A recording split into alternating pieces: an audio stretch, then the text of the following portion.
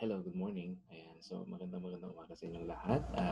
Pasensya na, hindi ako masyado makapag super saiyan ngayon kasi it's 3 o'clock in the morning dito sa Amerika. Ayan, hindi joke lang. Practice lang. Ayan. Maaga ngayon, so natutulog ko yung mga kasama ko sa bahay. And um, medyo hinaan ko lang ng konti ang aking boses. So, medyo pampatulog. Kaya kung may kape kayo dyan sa tabi, please, ano, ah, uminom kayo ng kape ngayon dahil medyo, ayan, nakakaantok ang aking boses as of this time. So, it's been a long time, guys, na nag-discuss tayo dito sa ating um, CA or sa ating competency appraisal.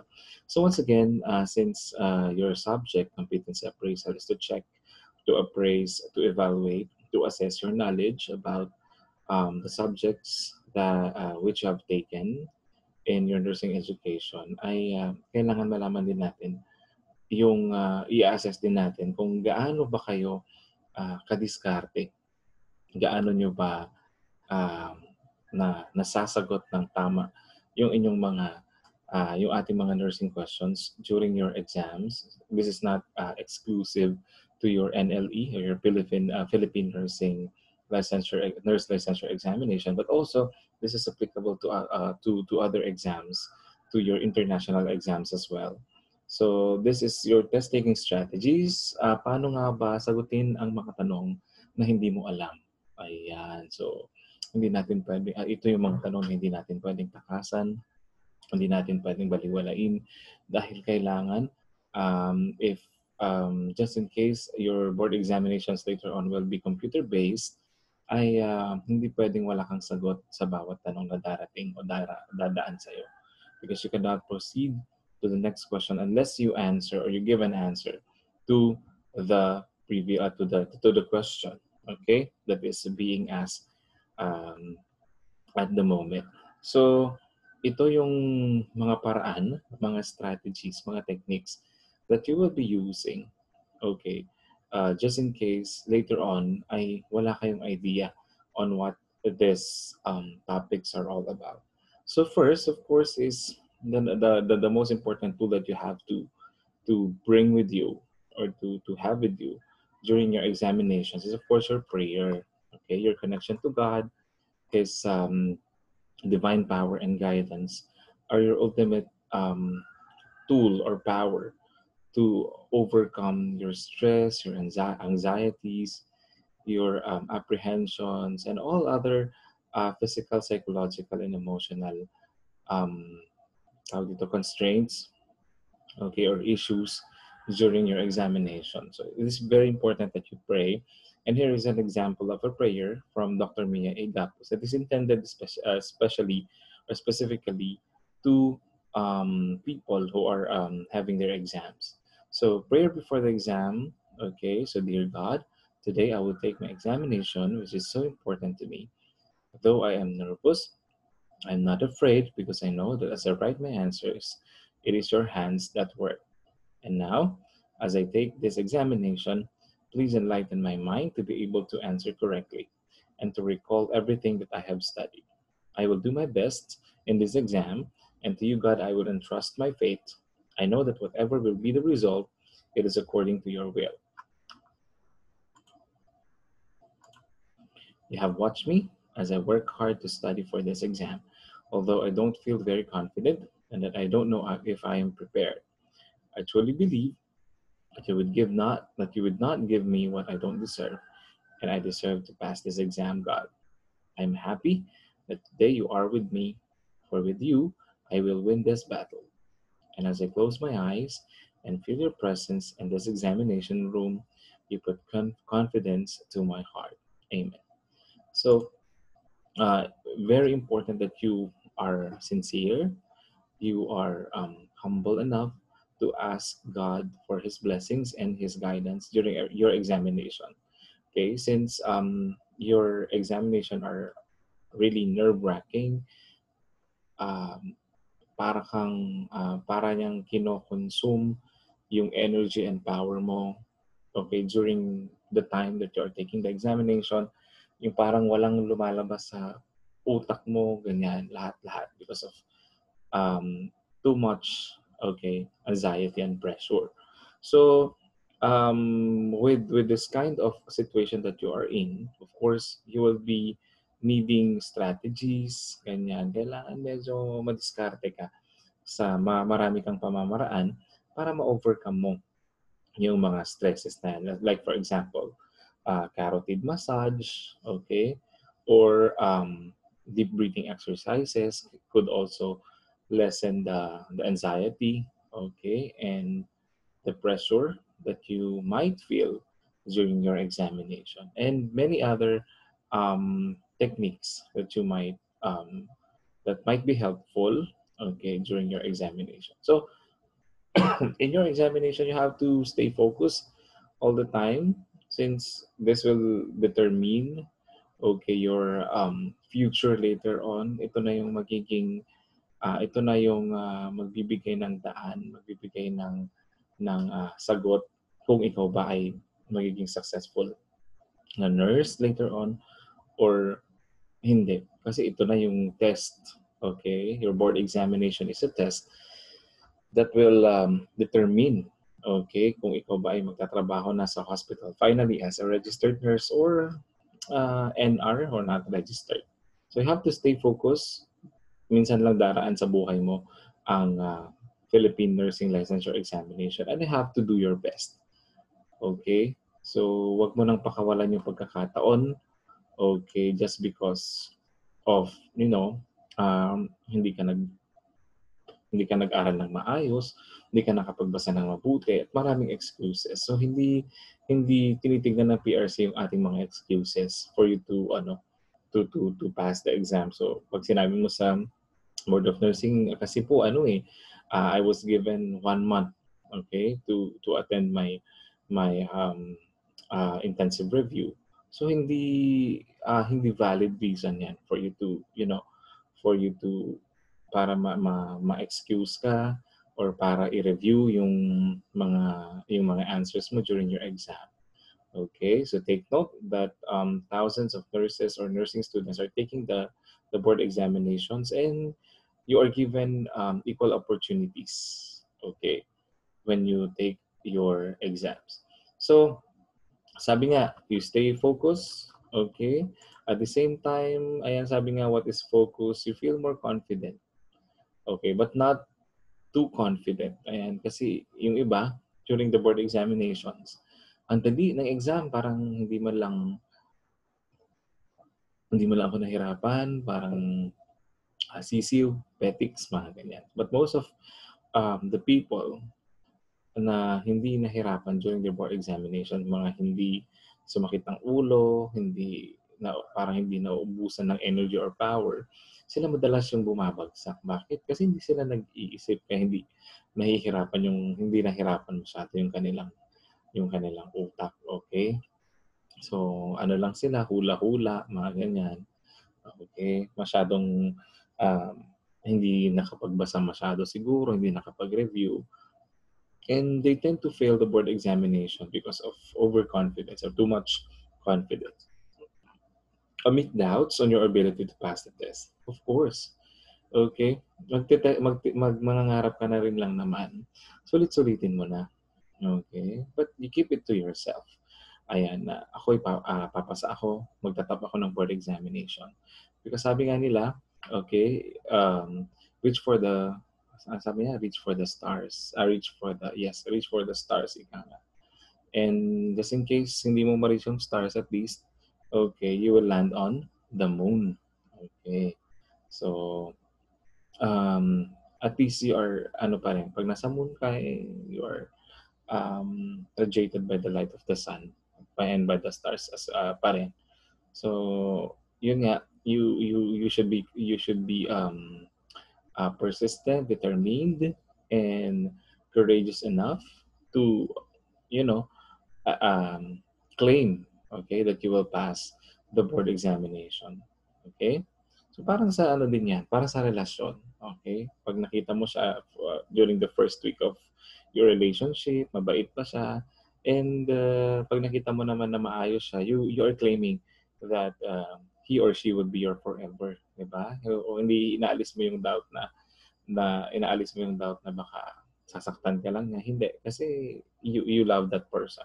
Pero din sa exam, okay, you have to maintain your confidence that you will be able to overcome, okay, the struggles, and you will overcome the hardships that this examination will uh, uh, that this examination will bring. Okay, so always omit your doubts on your ability to pass the board examination.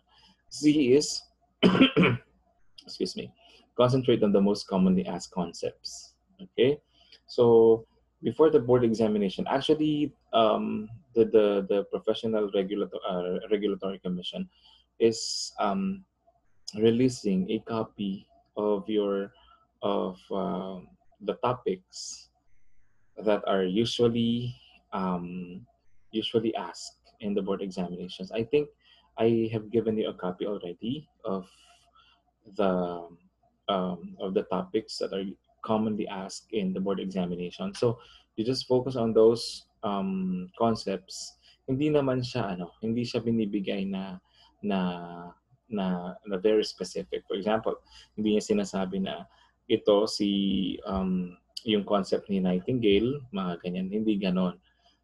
They will just give you, for example, NP1, ilalagay nila doon, mga questions regarding delegation, questions regarding fluids and electrolytes.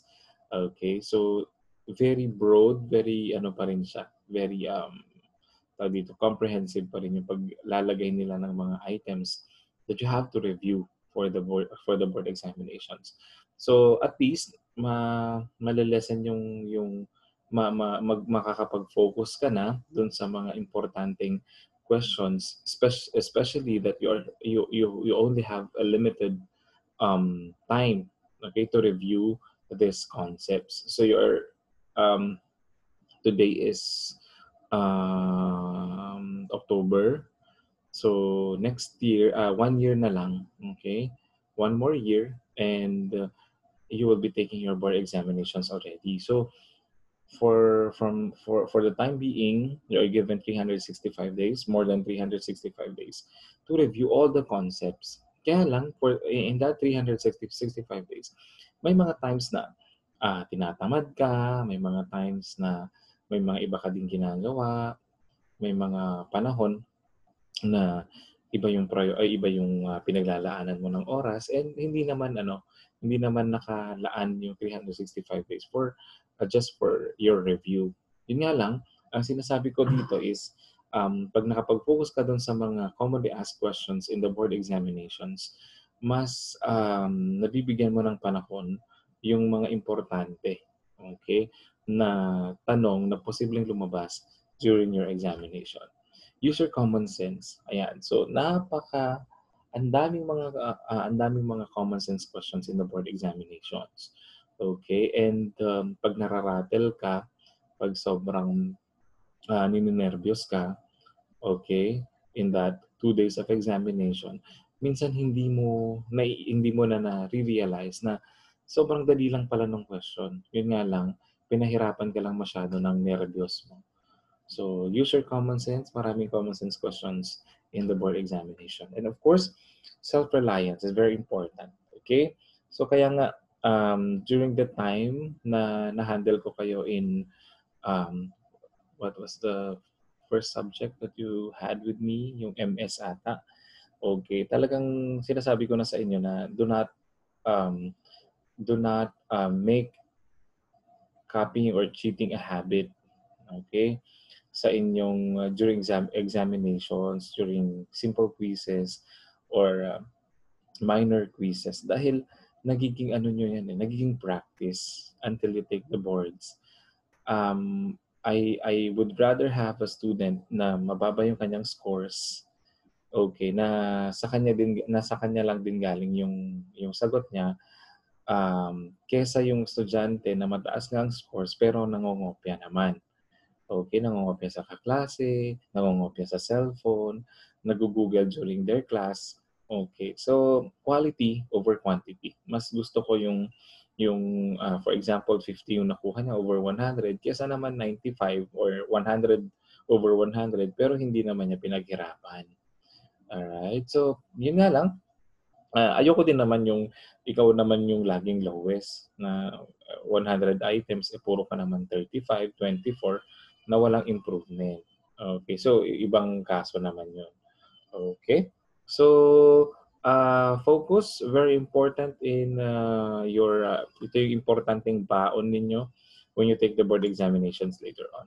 So what is the content of the Philippine Nurses Licensure Examination? So ano ba ang nangyayari when you take the board examination? So this exam would require you to have a thorough background of what the exam is all about. The exam consists of 5 sets of tests, 100 each. So napaka-importante yung foundation ninyo, okay, when you take the board examinations. Ayokong makakarinig later on ng hindi kasi kami masyado natutukan, hindi naman na pag-aralan, hindi naman namin napag-aralan ito, hindi naman naibigay ito. Okay, so you have to take note that all schools have also lapses. May mga shortcomings yan. Yan. And we admit it. Okay? Hindi lahat ng concepts na ituturo namin in one semester. For example, your anatomy and physiology is taken in one semester only. And as you all know, all the topics in your anatomy and physiology cannot be given or cannot be discussed in one semester only. Okay? So it takes two to tango, ika nga. So we teach, okay? Parang yung ginagawa ng St. Louis University na the instructor will discuss chapter 1. The student should, okay, read chapter 2, and during the next meeting ang quiz nila is chapter 1 and 2. Ganon. So merong responsibilidad ang instructor, meron din namang responsibilidad ang estudyante. Alright, but nowadays kasi masyado tayong spoon-fed. Okay, we want everything to be lectured. Pag ni-lecture mo, hindi rin naman hindi naiintindihan o hindi iniintindi, 'di ba? Dalawang klase kasi 'yan. So, it's either hindi mo naiintindihan o pinipilit mo yung sarili mo na 'wag intindihin yung mga dinidiscuss. Okay, so the problem lies, okay, doon sa hindi natin pag-intindi minsan ng mga tanong because we do not help ourselves. Hindi natin tinutulungan yung sarili natin. If only we read the topics ahead of time para pagka-discuss ng instructor, meron ka ng little knowledge or meron ka ng little background of what the topic is all about. And mas madali mo na siya intindihin dahil nabasa mo na. You already have a background of it. And then na-discuss pa. So, nagdoble na yung retention mo. At the same time, ni-review mo pa ulit after the discussion. So, mas matagal o mas maganda ang retention of the concepts if it is read, okay, it is discussed repetitively. So the tests draw basic knowledge, skills, and attitude in the major subject areas, namely your fundamentals of nursing. So during our time or during in your curriculum, sa ika nga is dalawa ang fundamentals of nursing, or I think tatlo na. But during our time, isang subject lang ang fundamentals of nursing. But nowadays, it is already divided into 3. You have your health assessment, your funda, and you have a separate subject on theoretical foundations of nursing. So mas nabibigyan ng natututukan yung iba't ibang branches of your funda. Your professional adjustment, okay, yung inyong leadership and management is also an important is also an important subject in your board examination or topic. Your maternal and child, okay, and your community health plus your CD and pediatric nursing are usually would usually come together in your NP2. Your adolescent and adult health nursing, ito yung pinakamalaking bulk of your examination as it is taken in NP3 and 4. Plus your psychiatric mental health nursing in your chapter 5. Okay, so later on, since hindi masyadong naging conducive, hindi masyado naging maayos din yung ating semester during the second semester when we had our psychiatric mental health nursing, magkakaroon tayo ng special review later on, okay, sa psych mental health nursing. Actually, your psych nursing is your bonus exam. Ito na yung hihila dun sa mababang, ito yung nanghihila madalas sa mababang scores from NP1 to NP4. Okay? Ito yung aking tawag dito, savior actually during the board examinations kasi medyo mataas din yung aking nakuha in psych nursing. Okay? So the test will also cover concepts on anatomy and physiology, pharmacology and therapeutics, including nutrition and microbiology that is scattered on all in all NPs, okay, or in all nursing practice tests, okay? So your knowledge alone won't work. So develop your test taking strategies. So sabi ko nga maraming matatalino na bumabagsak dahil kulang sila sa diskarte. Okay? So yun yon.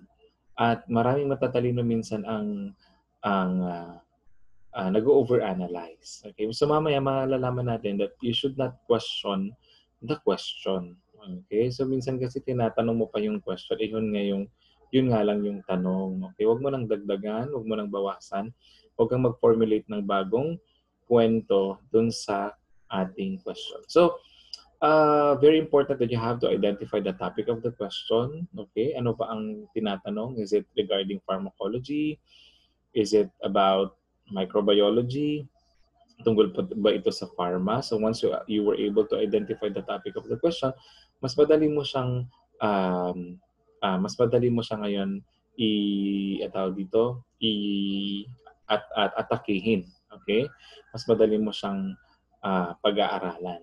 So you always, most of the time, you use your Maslow's hierarchy of needs when a question asks you to establish priorities for the patient. So most of our questions nowadays, especially in your NCLEX,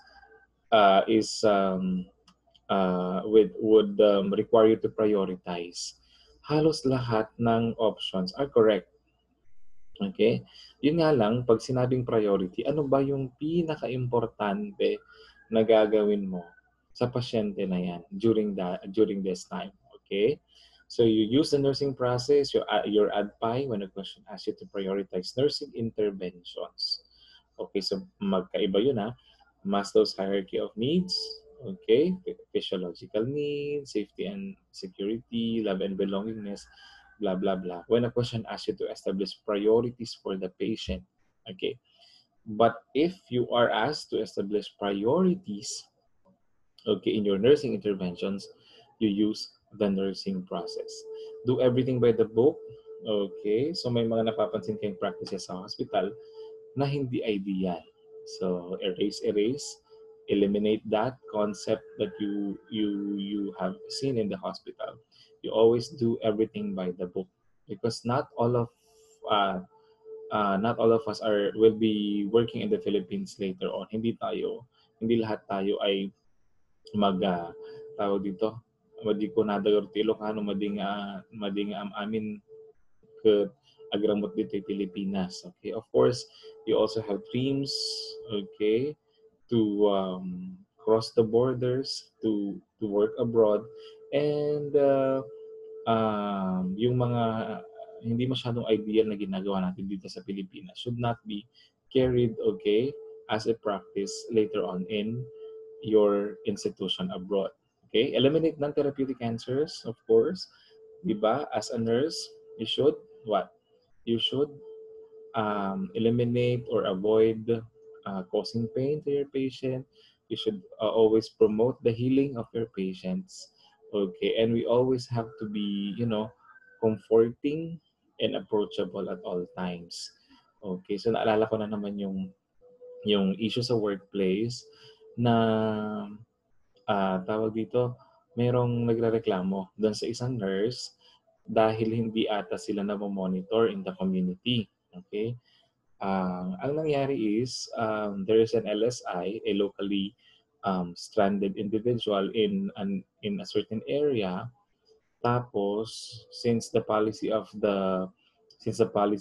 IATF applies na hindi sila pwedeng mag-travel, parang hindi sila pwedeng umalis from the community, okay, after a period of time dahil they need to be quarantined because they have a history of travel from a place na maraming cases of COVID. Kaya naka-home quarantine itong LSI.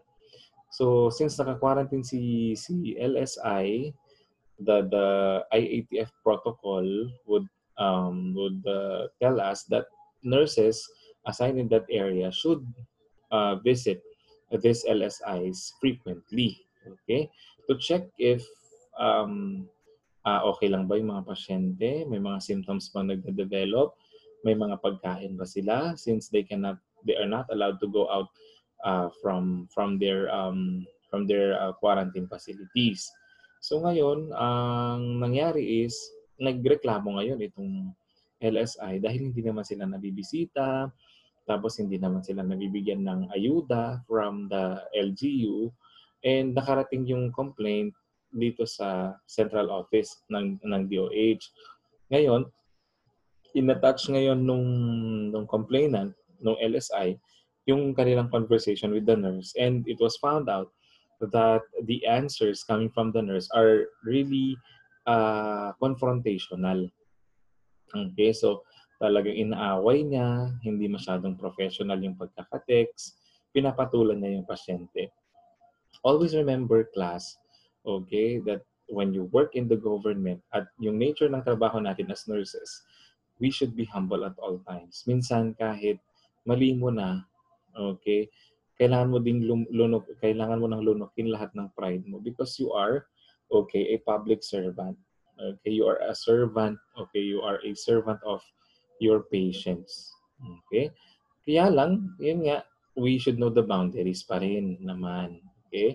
So, mapag-aaralan natin yan during your nursing jurisprudence that you also have your basic rights as healthcare professionals. And you should know the boundaries. Kung hindi naman kailangang patulan, hindi naman kailangang tawag dito, hindi mo naman kailangang magalit sa pasyente at pwede pa namang madaan sa settlement, then we can always, we should always give in, ano na lang tayo, magpasensya na lang tayo sa ating mga pasyente. So, eliminate non-therapeutic answers. You always have to remember that you are a nurse. You should be therapeutic at all times. Be patient-centered at all times. Kailangan na pasyente laging inuuna kesa machine, kesa co-worker, o kesa yung ibang bagay. Okay? Assessment, teaching, and evaluation of nursing care cannot be delegated to anyone else. Okay? Especially to your NAs, to your IWs, institutional workers. Ayan. So, hindi natin pwedeng i-delegate sa kanila itong si TAE. Teaching, assessment, evaluation. Okay? So when taking the test, you should realize that no matter how much you prepare yourself, there would always be questions that will never or cover concepts that you're not familiar with. So in which case you need to rely on your ability to make an educated guess. Bakit ngayon ko lang ituturo ito sa inyo? Hindi namin itinuro noon pa. Because we do not want you to be guessing all the time. Okay? Kasi pag tinuro namin ito first year pa lang, naku, hindi ka na magbabasa. Kasi, pwede namang mag-test taking strategy na lang. Hindi pwede nga na. Thus, it is essential that you apply some techniques in analyzing questions here. So, here are some of, the techniques. So, ayan. Don't answer questions if anxious. Move on. Okay, so iwan mo muna, then you move to another question. If paper-based, kung computer-based kasi, hindi pwedeng mag-move on ka into another question without answering the present question. 2 days before the exam, you stroll, relax, and pray. So, during 2 days before the exam, ito ata yung na-violate ko. I was cramming yung 2 days before exam, nagka-cram pa ako. Pero a day before the examination, dahil malapit lang kami doon sa Lourdes Grotto in Baguio before, inakyat ko yon, I prayed, tapos talagang nag, uh, nag, uh, umiyak ako, nagdasal, na sabi ko, this will be my first and last, okay, to take the board the Philippine Nursing Licensure Examination. And sabi ko kay Lord, ano yun, basta sinabi ko sa kanya na magiging mabuting nurse ako sa aking mga pasyente only if, I will be given a chance. Sa talagang bargaining phase ako noon. Okay, nasa bargaining phase. At every time na nagdadasal ako, every time na nung time na nag-exam ako, laging nag-a-appear yung mukha ng nanay ko sa aking isipan. Okay? Kasi ang laging lumalabas sa isip ko noon, sabi ko, naku, mapupurga ako ng galit, mapupurga ako ng paninisi, mga ganyan. Mapupurga ako ng, alam mo yon, mandilit ka sa sarili mo pag dumating yung time na hindi mo binigay yung best mo. You were given 4 years, okay, para pag-aralan ito. Tapos sa 2 araw lang, ibabagsak mo lang yung exam. So, yun yung sinasabi ko, you were given an ample time, a very long time to prepare for your 2 days, okay, na examination. So, walang rason na ibabagsak nyo ito dahil ang haba-haba ng time. You check your venue 1 day before the exam. Okay, 1 hour and 30 minutes you should be at the venue. You bring hand clock watch, your Staedtler na eraser, ruler pencils, ball pen, wet wipes, and candies. Okay? Neck relaxation, napaka-importante niyan to relax you from too much anxiety. And yun nga, hominum non morbum cura, you treat man and not the disease. Okay? You treat the person as a whole and not the disease. Ibig sabihin, you should look at your patients holistically, hindi lang dun sa kanyang nararamdaman. Okay? So, lagi kong natatandaan dito yung nanay ko when she was operated due to yung kanyang ang tawag dito, yung club foot niya kasi pinaopera niya yan, and it has been, I think, 5 years after operation. Pag malamig yung panahon, sumasakit yung kanyang paa. So, kailangan na mamasahe, kailangan na bibigyan ng therapy. Okay. So, ang nangyayari, pag dumadating yung araw na masakit yung kanyang paa, mainit din yung ulo. So, kung anong mahawakan, binabato, kung anong nararamdaman niya, okay, dinadaan niya lagi sa galit. Okay? But, you should not look at the person, okay, as an evil person. Huwag mong tingnan na masamang tao siya. Okay? By the time na ma-view mo yung isang tao holistically, hindi mo titignan masyado yung kanyang sinasabi o yung kanyang ginagawa. Okay? Mas nananaig yung kanyang magandang pagkatao. Okay? Yung kanyang mabuting pagkatao. Okay? Yan na. Treatment and not the disease. Always, lagi-lagi nating tatandaan, okay, na during your examinations, your board examinations, lahat kayo ay pantay-pantay. Okay? Walang matalino, walang magaling, walang hindi magaling. Okay? Dahil you are given the same set of exams. Okay? At maraming nangyayari, maraming nagbabago during your board examinations. Yung mga average individuals when they were students, nagtatap sa board exams. Yung mga nag-graduate with flying colors, with honors, sila minsan yung hindi pumapasa, okay? Or mababa yung kanilang mga scores, okay, during the board examination. So, lagi-lagi ninyong tatandaan na walang magaling, walang hindi magaling, okay, when you take your PNLE. Lahat kayo ay pantay-pantay. So, let's move on now to, okay, so nursing trends, ayan, so MS, yung mga signs and symptoms, sa leadership and management, traits of a leader, yung pinagawa kong assignment sa inyo, madalas lumalabas siya. Funda, your physical assessment, laboratory examinations, and basic procedures, your colostomy, how to insert, how to remove, how to clean, your colostomy bag, okay, how to insert NGT, yung mga yan, your IFC, napaka madalas. These are perennial questions actually. Research, your research design, research method, processes, and formulating a title are actually common questions. CHN, definition of health, what is a clientele, questions coming from your integrated management of childhood illnesses. I don't know if na-discuss sa inyo ang IMCI, but for the third years today, we were able to discuss it, pero hindi pa ganun ka-thorough. Pero at least they already have a knowledge regarding IMCI. DOH programs, your elements, okay? Sana alam niyo yung meaning ng elements, yung acronym na elements sa ating DOH programs. In PEDJA, you have your milestones. Anong nagagawa ng 1-month-old, ng 4 months old, ano na yung developmental milestone ng 8 months old.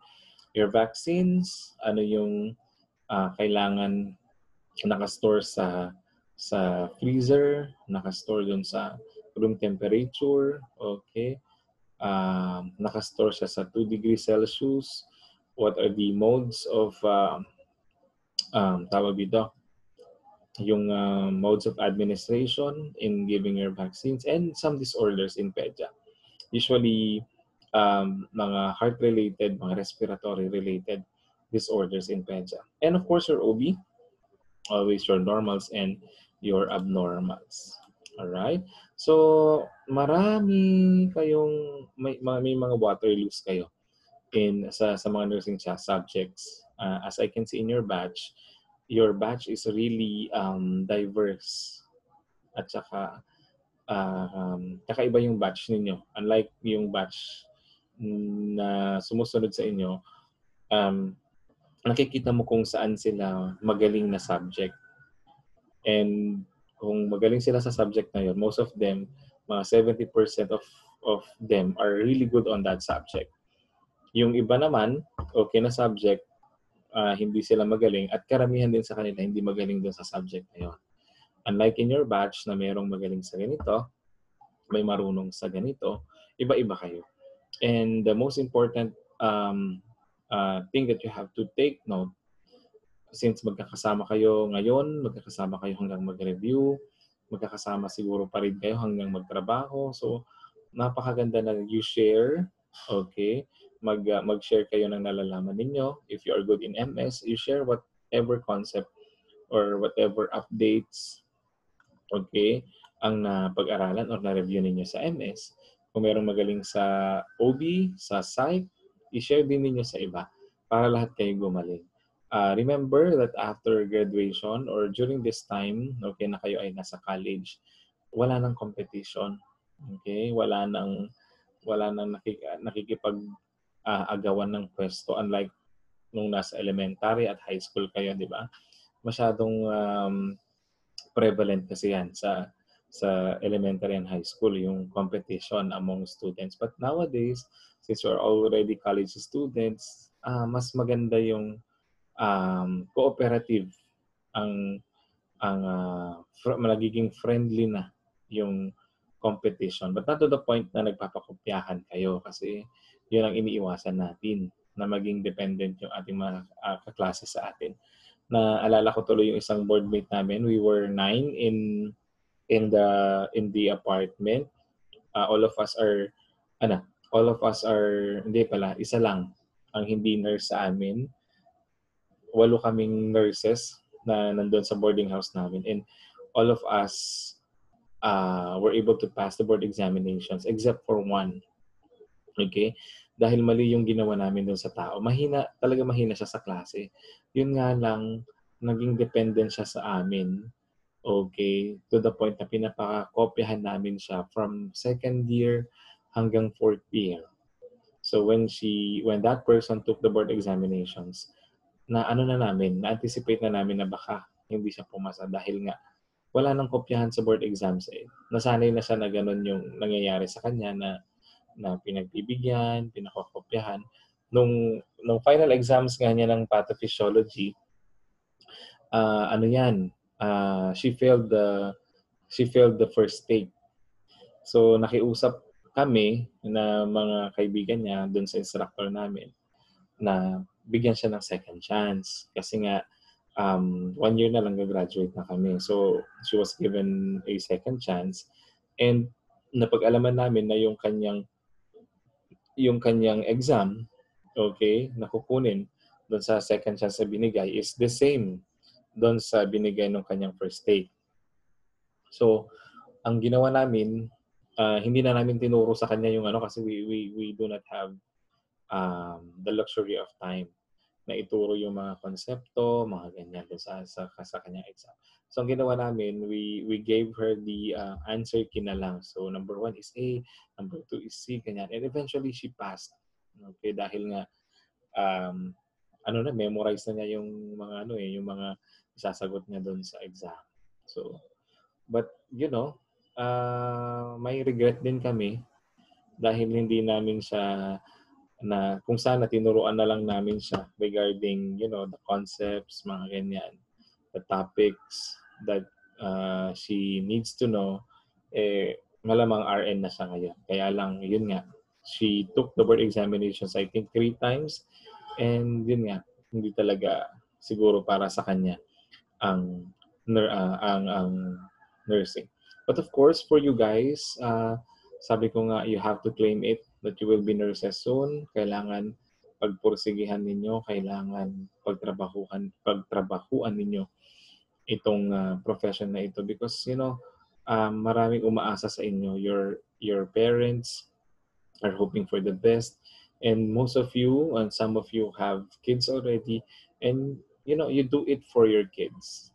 Okay, tignan nyo sa mata yung inyong mga anak at anong klaseng future ang tawag dito, anong klaseng future ang may experience ng inyong mga anak na yan.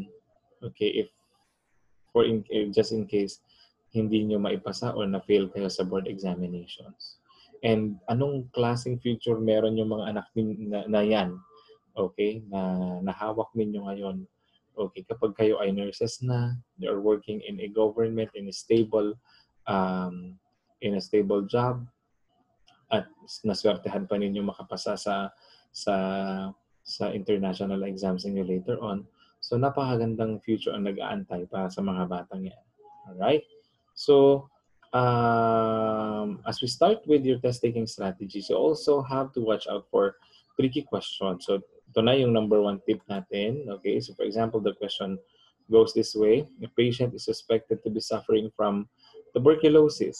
So tuberculosis, okay, MS, respiratory system, okay, under respiratory system, o pwede rin siyang community or CD, communicable disease, at nakita ninyo tuberculosis. So the nurse knows that the disease is initially, sa unang mga araw or mga linggo ng TB, ano kaya yung pwedeng mag-manifest na sa pasyente?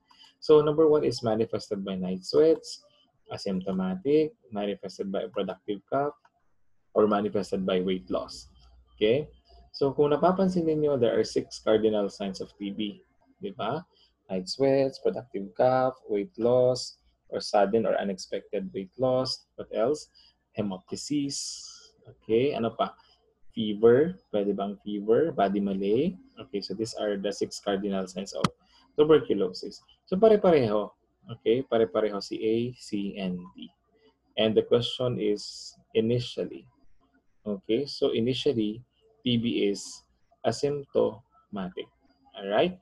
So, ayan na. Kung maligalig ka, pag sinabing TB, hindi mo na nabasa na initially pala yan, ayan. So, pwede mo sagutin siguro night sweats, or ito yung unang-unang papasok sa atin. Manifested by a productive cough. Right? Okay. So pag sinabi kasing TB, ubo. Ayan. So productive cough agad yung maiisip mo. Alright? But actually, the answer here is asymptomatic. Okay? The answer is B. Alright. So principle of contradiction, for example, you encountered an exam when two options contradicts each other, there's a higher chance that one of them is the correct answer. Alright, so let's see. Okay, so here's a question. What does sympathomimetics do when taken by a pregnant woman? Okay, so ang unang tanong na napapasok sa isip natin is, ano ba ang sympathomimetics? Parang hindi ko pa na-encounter ang sympathomimetics. Okay? At ito bang sympathomimetics ay pwede sa isang buntis? Okay? So these are the questions that will play in your mind, okay, as you encounter the question. So A, it decreases the heart rate. B, it increases uterine contraction. Or C, it decreases uterine contraction. Or D, it would cause asthma. So there are two conflicting, all right, okay. There are two conflicting answers here. Either it increases uterine contraction or it decreases uterine contraction. Right? So, eliminate na natin yung A and D. Okay? So, we are left with B and C. And the correct answer here is, of course, letter C. Okay.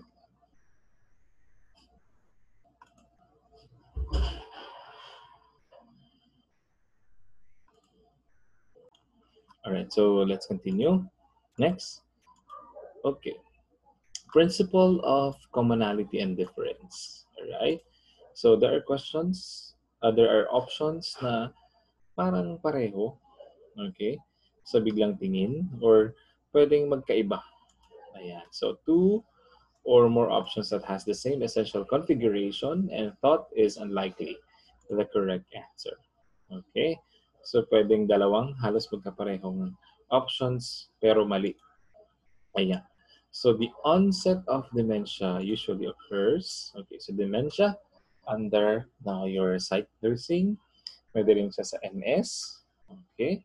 So dementia is, okay, permanent or tawag dito, a permanent or a um, yung acute, it can be a chronic or acute condition of forgetfulness, all right. So it usually occurs in the morning, around 8 to 10 in the morning, upon waking up, usually at 7 a.m.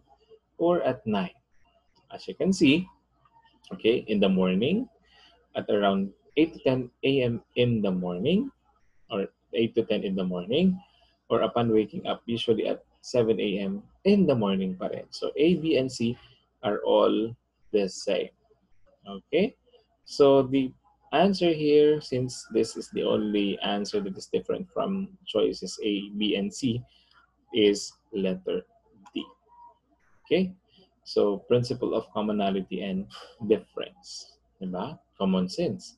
Pag, ano siguro yan, pag, tawag dito, pag hindi pa natin na-encounter itong principle of commonality and difference, ay possible may sagot natin one of these answers A, B, and C.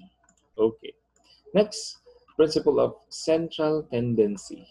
Okay, so when correct in all numeric options, all right, is most likely located in between the extremes. So, pagdating sa mga numbers, usually yung nasa gitna na value, okay, ang madalas sagot. So the client is taking a long-acting insulin. How long will its peak level in the blood? So 4 is the lower limit, 32 is the upper limit, 8 and 16 are the possible answers. But sinasabi natin hindi lahat hindi lahat ng questions ganito. Okay, hindi lahat applicable ang principle of central tendency. But yun nga sabi ko, if you are desperate, okay, sobrang desperado ka na at hindi mo talaga alam yung sagot, okay, so you have to guess between, okay, the middle limits, okay, or middle numbers or values, which are B and C. Okay, so the answer here is letter C. Principle of negative and positive harmony. So a positive question will always ask for a positive answer, and so is a negative one. So law of multiplication. So a negative times negative equals positive. Positive times positive is a positive question. A negative times a positive is equal to a negative question. All right. So principle of improbable extremes. So extreme modifiers like always, never, okay, only, etc. makes it more likely that the question is false, except for questions like asking for the mission and vision and philosophies of the departments. But for questions, for nursing questions that will ask, you know, or options that will give you always, never, or only, mga ganyan na modifiers, usually yan ay okay. Yan ay maling sagot. Okay? So principle of grammatical harmony, options that do not coincide with the grammatical configuration of the STEM question is not the correct answer. So during routine care, Mr. Gary asked the nurse, how can I be anemic if my disease causes increase in my WBC production? The nurse best response is that the increase in W production will cause. Okay. So titignan natin kung may connection ba ito dun sa mga options. Okay. So the increase in W production will cause crowding out of WBC. So pasok, pwede. Okay. The increase in WBC production will cause are not responsible to anemia. Okay, so wrong na ito. Okay, so wrong na ito guys ha. Kasi hindi siya nag-coincide dun sa, okay, grammatical configuration of the STEM question. The increase in W production will cause use nutrients from other cells. So wrong na rin ito. Okay? Dahil hindi siya grammatically connected. The increase in W production will cause have an abnormally short lifespan. So wrong na rin yan. Okay? So the correct answer here is letter A. Alright. So, naintindihan? Alright. So, yan ang principle of grammatical harmony. Okay? So, hindi natin napapansin yan dati, di ba? Pero ngayon, at least, alam na natin na nadadagdagan na yung ating mga hula, strategies. Okay? Ayan. So, Philip, okay. Ito na ang sagot sa mga ano natin, sa mga predicaments natin last time. Alright, so principle of umbrella effect. Okay, choice that is more inclusive is usually the correct answer. Okay, so kung ano yung mas marami siyang nasasakop, mas comprehensive yung kanyang sinasabi, madalas yun ang tamang sagot. So to view a person holistically, the nurse should, okay, think of him, her as, number one, or A is physical being, B is social, C is psychological being. But for D, bio, psycho, and social. So, psycho, social. Meron pa siyang social. Bio is physical. So, talagang ano na, nasa kanya na ang lahat. Alright? So, the correct answer here is letter D. Okay? Ayan. So, principle of umbrella effect. The major goal of health promotion and disease prevention is, okay, so let's start with letter D. Reduction of mortality rate, pabababain daw yung pagbawas dun sa bilang ng namamatay. Okay. Social and economic productivity. Okay, pag-angat ng social and yung financial, okay, side of, okay, of the population, and positive habits for enhancing health. All right? So mababawasan daw ang mga lifestyle-related diseases due to positive habits, okay, in enhancing life. Okay? Yoga, exercise, diet, okay? Yan ang mga kasama dito. And letter A, the betterment of the quality of life. Okay? Ayan, very general. Okay? So pag bumaba ang namamatay at pinasigla at pinaganda mo yung social at economic productivity, tapos naging positibo yung mga gawain ng mga tao in enhancing their health conditions, it will, okay, boil down into one, okay, concept, and that is betterment of the quality of life. So gaganda ang buhay kapag mababa ang numero ng namamatay, gumanda ang social at economic productivity. At the same time, nabawasan na yung mga masasama at hindi magandang bisyo na ginagawa natin by, of course, promoting activities that will improve our lifestyle. So, very conclusive. Okay? Yung ating option A. Alright? So, yan ang principle of umbrella effect. Next, okay. Which of the following will depress the CNS if taken too much? Alright, ito na. Hindi natin alam. Okay. Ang CNS depressant. Okay, or gamot that could depress your CNS if there is an overdosage of this drug. Alright, dahil hindi natin alam, okay. Pero alam natin yung classification ng gamot.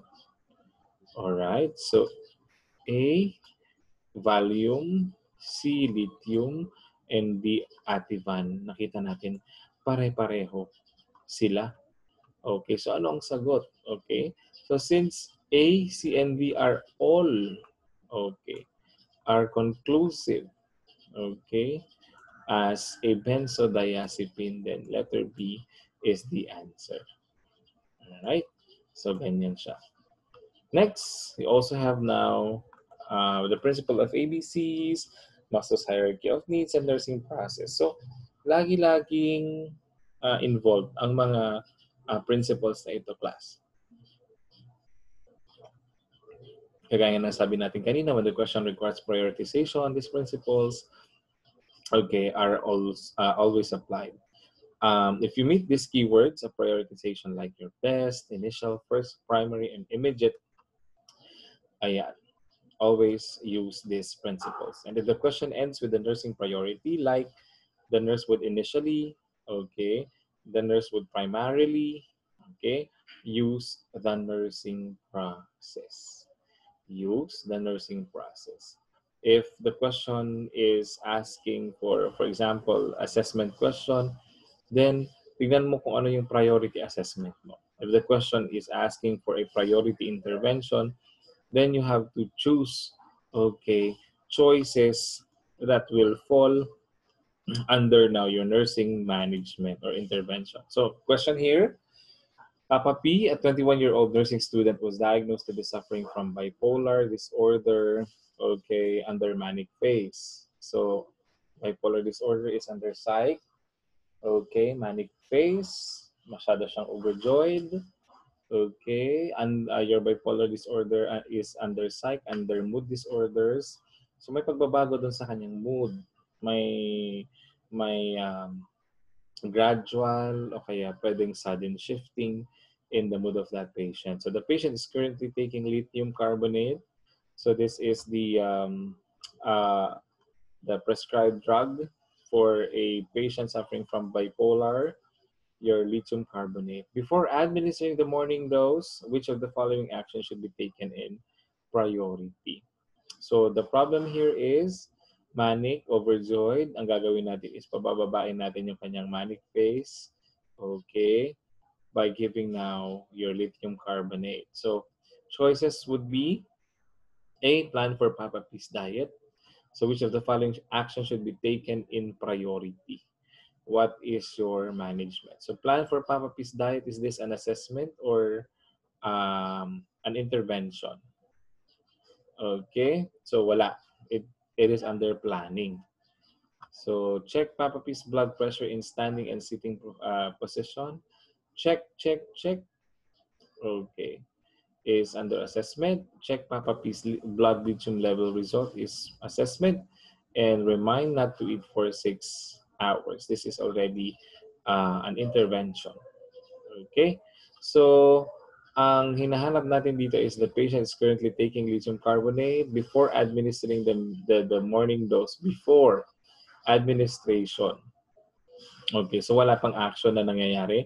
Which of the following actions should be taken in priority? So, ang gagawin natin is, ang hinahanap natin is assessment. A is, of course, eliminated. Alright? So, eliminated na po ang letter A. Hindi natin kailangan si planning phase during this time. Remind not to eat. So, hindi pa natin kailangan ng, okay, ito. So, you are left with B and C. But the correct answer here is, of course, your letter C. Bakit? Because we are checking for the lithium, okay, the status or blood status of the patient with regards to the intake of lithium carbonate. Lithium carbonate. As we all know, okay, kapag mataas ang lithium levels in the blood, it could lead to lithium toxicity. Naalala nyo pa? Okay, naalala nyo pa ito, class? Si Titi ni Vanda. Okay, kapag mataas ang lithium, okay, pag mataas ang lithium salts in the blood, it could lead to your, okay, I hope naalala nyo pa ito, ha? Titi ni Vanda, nandun sa module ninyo ng psych. Alright. So, principle of tell me more in psych is a perennial question. Madaming lumalabas in your PNLE and in your NCLEX. So, recognition of a client's feeling or condition. You seem upset. You seem very happy today. You seem lonely today. You seem very excited. Yan. Si APD formula is applied. Acknowledge. Acknowledge the condition of the patient. You are so beautiful today. You feel, I can see that you are very upset. Ayan. Present reality. I can see that you are very upset with the condition, with what happened. Okay. But, all right. But of course, you have to move on. You have to move forward. Okay. And then divert the attention. If you want, we can go to the garden and let's pick flowers. Okay. Or let's, ano pa dito? Let's play in the garden, or we can talk about your problem in the, okay, in the hall. Mga ganyan. So, ida-divert mo ngayon. Na-acknowledge mo yung kanyang nararamdaman. I know you are very lonely. You are very frustrated. But of course, we have no choice but to accept, okay, the result of the exams. But of course, for now, okay, divert the attention.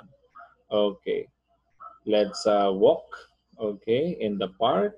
Okay, so you can at least unwind, or you can relax from that very frustrating experience. And number 2 is your tell me more principle.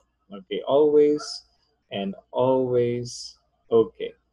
Tawag dito, promote catharsis. When you say catharsis, it is the process of letting your patient describe or letting your patient discuss their thoughts and their experiences. Okay, because in those experiences that they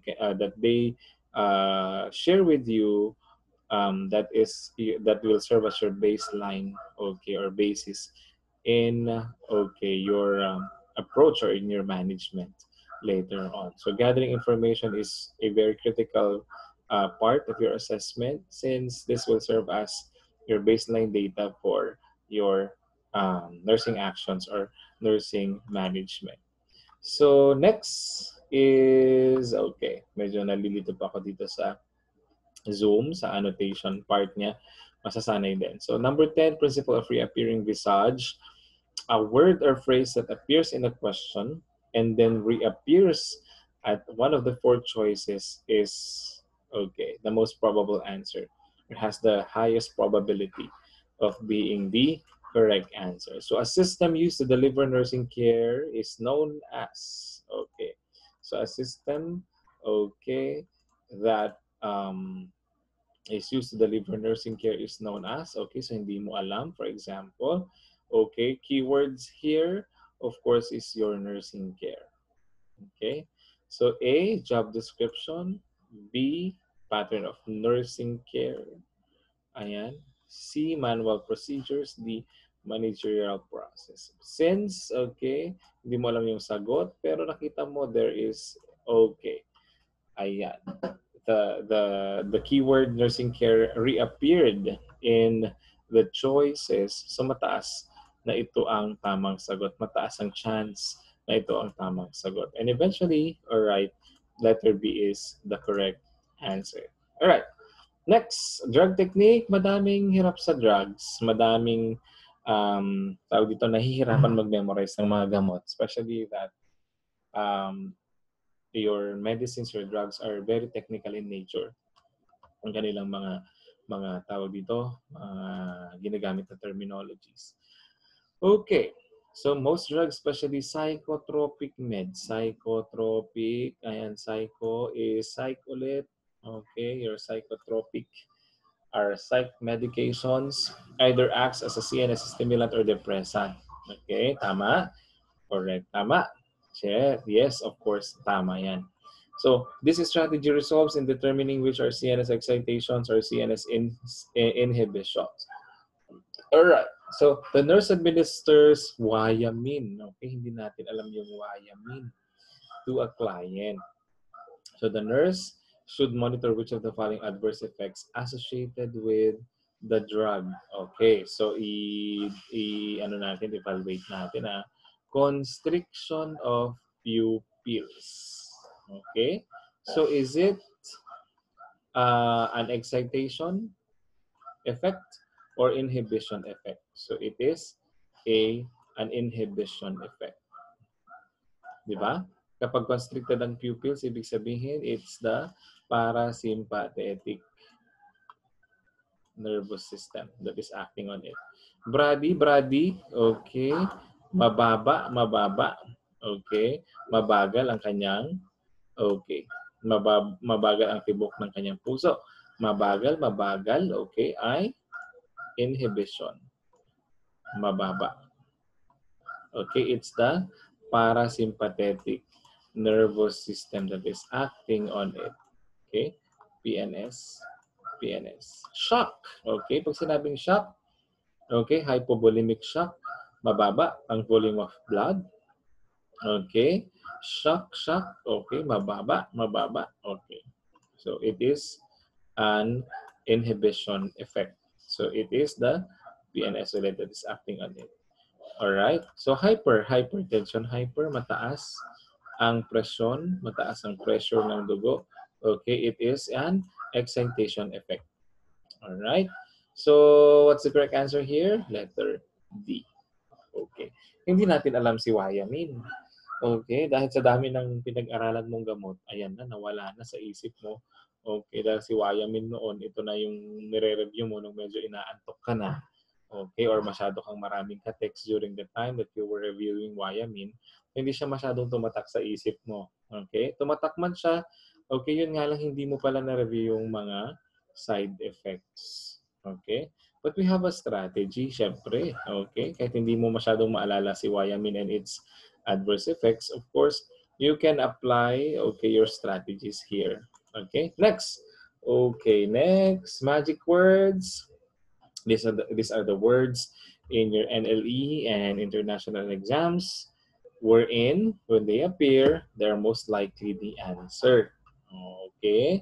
So, ito na yung mga katanungan sa inyong nursing licensure examinations, NCLEX, Saudi RN, okay, HAAD exams sa UAE, na madalas ay, okay, ito yung sagot pag narinig mo na siya. So, an important and indispensable procedure done by the nurse during home visits, protection of the CHN bag, proper cleaning and disinfection of the CHN bag, arrangement of the contents of the bag, puro bag, but this is, okay, ayan, kakaiba, ayan, hand washing, and of course, this is considered as a magic word in the board examinations.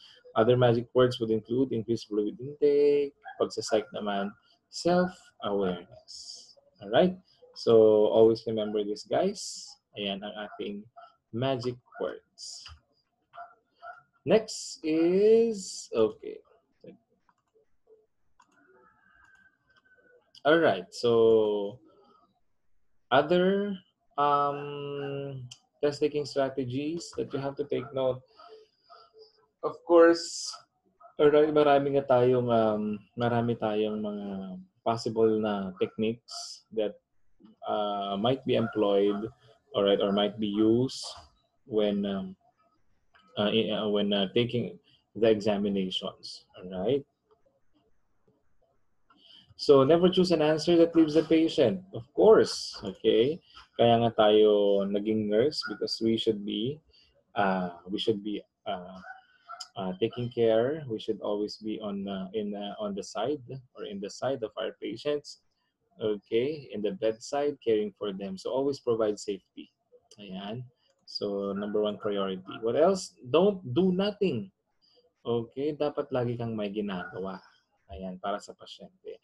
When you're asked for a question or when you're given an option na parang pinabayaan mo or hindi mo binibigyan ng management yung pasyente, that is a wrong answer. So, because as a nurse, you always have to do something. Dapat meron ka laging ginagawa, meron ka dapat accomplishment, or meron ka dapat na-achieve, okay, every time you are with your patient. Don't read into the question. Okay, so never assume anything that has not been specifically mentioned, and don't add extra meaning to the question. So nagdadagdag tayo ng istorya dun sa tanong. Okay? So for example, sabi ng patient, a 30-year-old male patient was rushed into the emergency department, okay, with various with multiple with hematomas, with lacerations in different sides of the body, in different healing stages. Okay, so what are the manifestations that the patient might be suffering from infection?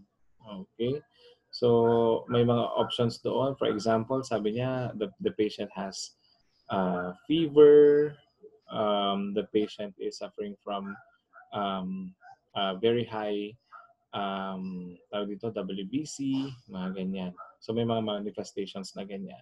So ngayon, dahil hindi parang nagda-doubt ka na bakit nagkaroon ng infection, tinatanong mo ngayon yung question na bakit nagkaroon ng infection, hematoma lang naman. Okay? So hindi naman siya magkakaroon ng fever siguro kung hematoma lang yung kanyang na-experience, mga ganyan. So we are adding stories, okay, or information to the given question, to the question that was given to us. So do not read into the question. Do not give additional information or other information or stories apart from the question. Dahil mamamali tayo sa ating pag-atake dun sa question na yan if we add stories to that question for that matter, right? So don't pass the buck. Ibig sabihin, kung meron kang intervention na gagawin sa pasyente, wag mo ipasa doon sa ibang healthcare worker, okay, or member of the healthcare system, okay? So never choose an answer that passes work off to anyone else. For example, you are asked, okay, to give a health education regarding the nutritional status of the patient. Tapos may option doon na assigned, okay, the nursing assistant or the LVN to educate the patient regarding the diet of the patient. So that is already a wrong answer. So wag mong ipapasa yung trabaho unless, okay, sabi nga natin, unless it is the job of the personnel that is involved in the option. So for example, trabaho naman talaga niya na maglinis dun sa kwarto ng pasyente, so that is okay. but four items or options, okay, or responsibilities of the nurse that which cannot be delegated, yung sabi natin kanina, yung TAE, the teachings, ano pa, health education, at yung assessment. These are the responsibilities of the nurse, which cannot be passed on to another uh, healthcare personnel. Okay. Next, if you see an option you have never heard of, do not choose it. Okay. So kung hindi siya familiar, it doesn't ring a bell, do not choose it. It's like a signal from your brain that is not the correct answer. So maano mo naman, ma-assess mo naman na it's a new terminology. So based on your review, hindi mo pa siya na-encounter. Ayan, and it's not a there is no probability that it is the correct answer. So eliminate that option. What else? When choosing which patient to see first, choose the patient who is the most unstable. Okay, so this is a prioritization question again. So always patients who are most likely to perish. Okay, they have the highest probability of dying. They are most critical or will suffer further injury without immediate action. Should be prioritized first. Okay? So, nilalagay naman dun sa options natin kung ano yung kanilang situation. Alright? May mga vital signs yan. May mga assessment cues that will help you determine kung ano or kung sino sa kanila ang uh, most unstable. Right? Next, restraints are always the last option. So, and are always or almost always the wrong answer. So, restraining patients is actually would depend on the order of the physician. So, it's a case-to-case basis. So, pag nakita ninyo based on the question that the patient needs restraints at meron namang order from the doctor and it is justifiable and reasonable for the healthcare workers to restrain the patient because of his or her violent behavior, meron na siyang self-directed na threats, okay, or violent actions that may cause harm to other patients or to him or herself, then there is a reason for you to uh, do restraint, all right, to restrain the patient, all right. But in some cases, if there are no reasons or there are no valid premises to restrain the patient, then do not make that as an option. Okay.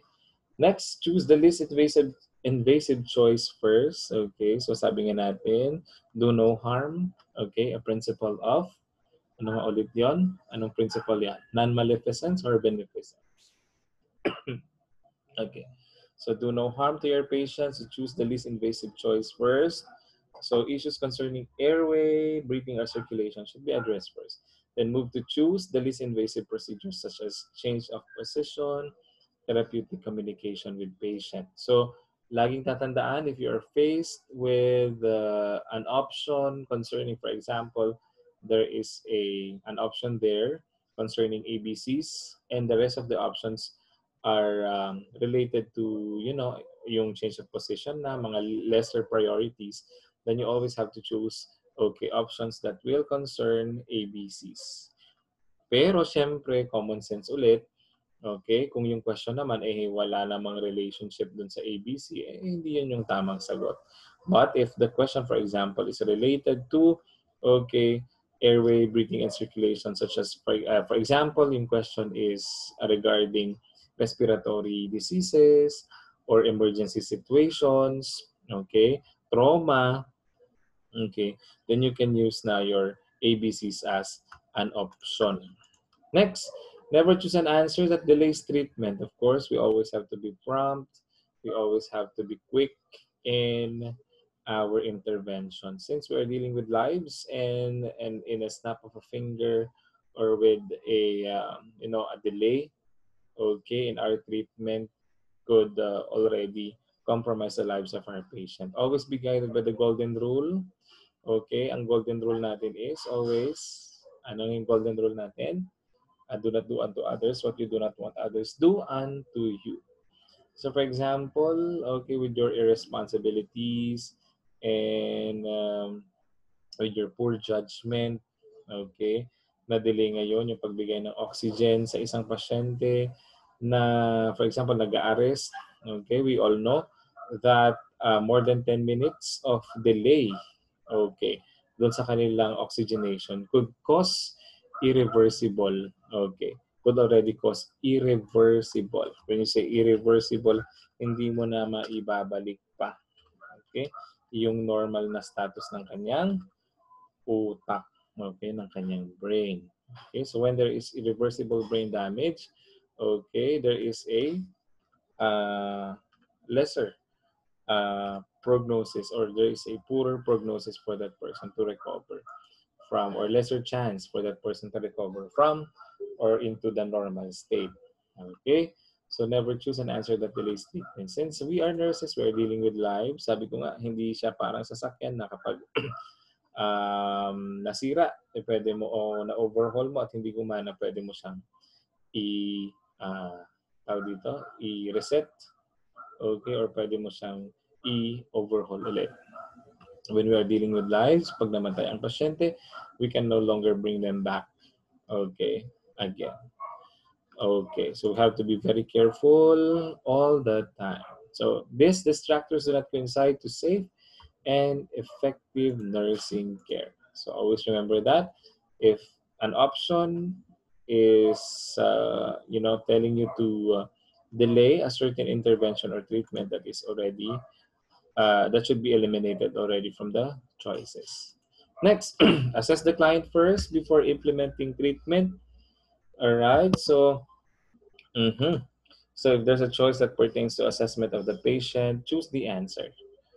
All right, so magbibigay ng gamot, magbibigay ng therapy, for example, ECT, ayan, yung ating insulin shock therapy, always and always you have to assess for the patient first.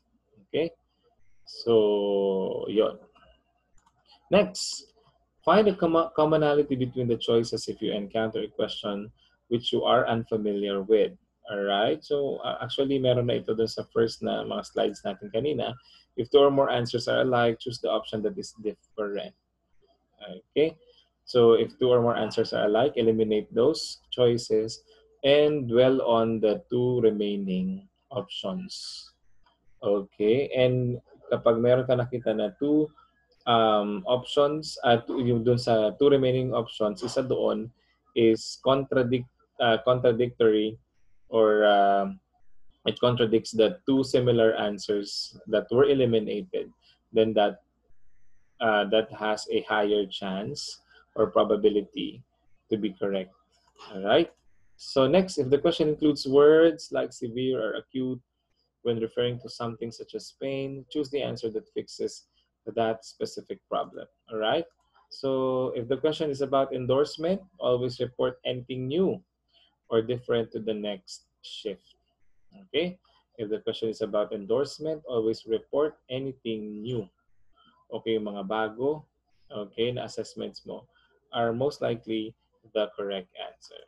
And okay, since it's already 90 minutes, ayan. So in general, put clients with the same or similar diagnosis in the same room. So if two patients cannot be accommodated, for example, in the other wards or in the other room, and they have the same diagnosis or almost similar diagnosis, then you can put them in one room to avoid now, okay, to avoid now, tawag dito, yung pag contract ng ibang mga pasyente or other well patients or other non-communicable patients, to avoid to prevent, okay, this non-communicable patients from contracting now a communicable disease from this person, from these persons. Okay, So, yon. And of course, always rephrase the question. Pwede mo siyang itagalog para mas maintindihan mo. You can translate it into a language or into a dialect that you are comfortable with, because uh, mahirap kasi pag malalim or highfalutin yung kanyang pagkakastate, okay, and the only way for you to understand the question is by rephrasing or translating it into a language or dialect that you are comfortable with. So, if that is applicable, okay, at kung kaya mo namang i-rephrase or i-translate yan, that is very helpful. Okay, so putting the question in your own words can pluck the necessary info to reveal the core of the stem. Yeah. And of course, last is extra meaning na need not to apply. All right, so nabanggit na natin kanina that you should not add stories or information to the given question. So test questions are made to be direct and to the point. So you don't need to read extra meaning to the question. Kaya tayo bumabagsak sa exam dahil nagdadagdag tayo ng kwento. Okay? Parang sa pag-ibig yan. Na bumabagsak tayo sa pamantayan ng iba dahil nagdadagdag pa tayo ng ibang tao in the relationship. Okay? Ayan. So, minsan hindi nararamdaman ng nililigawan or nung ating mga person of interest yung ating sincerity dahil mas nagfo-focus tayo dun sa ibang tao na nai-involve dun sa ating kwento. So the question asks for one particular response and you should not read or add other information to the question. Often, you will find questions that require common sense answers, and that reading into these questions may give you another interpretation. So, mas maraming details na dinadagdag, mas nag-iiba yung storya. You should not search for subtle meaning about the questions or answers. Ask yourself, what is the question asking? Okay, ano ba ang tanong ng ano ba ang kanyang tanong? Ano ba ang kanyang pino-point out? Look for keywords and phrases to help you understand and interpret the question correctly. First, before reading into the choices. All right, so that's it for now. We will continue with our discussion next time. I still have ilan pa? 20 strategies more to give you, but since we only have 90 minutes for this lecture, so I'll be giving you the rest of the of the strategies next meeting. So all right, so good day, and I hope you were able to submit your requirements doon sa inyong subject, sa subject na ito, at and yung sa inyong leadership and management. And I am also reminding you to read the modules that hindi naman siya modules, pero they are helpful tawag dito reading materials, okay, para mas maging magaan at maintindihan ninyo yung inyong leadership and management subject. So thank you so much and have a good day.